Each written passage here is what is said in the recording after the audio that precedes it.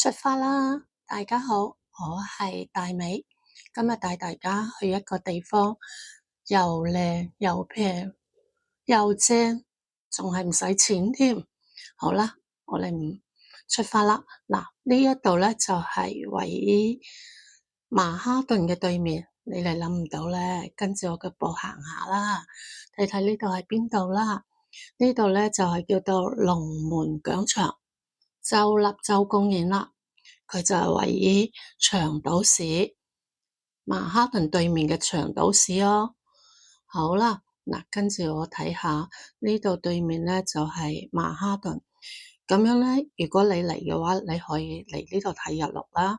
咁啊，睇完日落咧就睇夜景啦，睇完夜景咧仲可以喺呢度食埋嘢走啦，所以呢度真係好適合嚟呢度行下。跟住我腳步睇下四周圍嗰啲凳咧，都係古靈精怪嘅喎，都幾有特色嘅。然之後咧，嗰啲草地入邊咧就會發一個平台啦，有幾個平台咁樣，放啲凳，等啲人喺度休閒下，咁都幾舒服㗎。四周圍俾啲草包住，行完攰啦，仲可以坐下船添。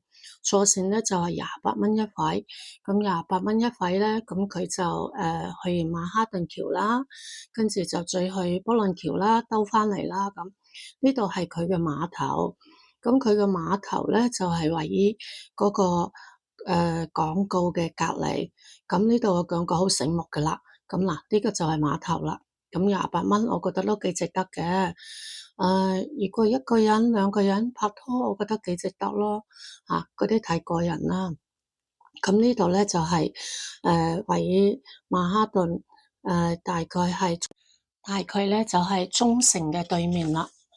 曼哈頓嘅中城對面，咁呢一度嗰個有個好出名嘅喎，叫做天際線。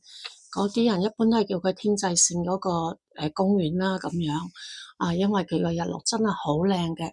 你睇下嗰啲加拿大，喺度游水添啊，已經唔怕人嘅啦，又唔怕船嘅啦，佢哋已經習慣咗咁嘅生活啦。今日我就係一個人嚟嘅，咁我咧就帶大家嚟睇下。咁呢度咧，如果嚟嘅話咧，最好就着啲輕薄嘅衣服，因為嗰啲風吹埋嚟真係好舒服噶。咁最好就係咁啦，係我個人建議啫。嗱，呢個橋值唔值得睇？呢啲夜景而家開始夜晚啦，所以嗰啲燈咧開始陸陸續續咁樣亮起身啦。咁你從日落睇埋夜景，睇完夜景仲可以食埋嘢，咁你話幾好啊？好啦，跟住我嘅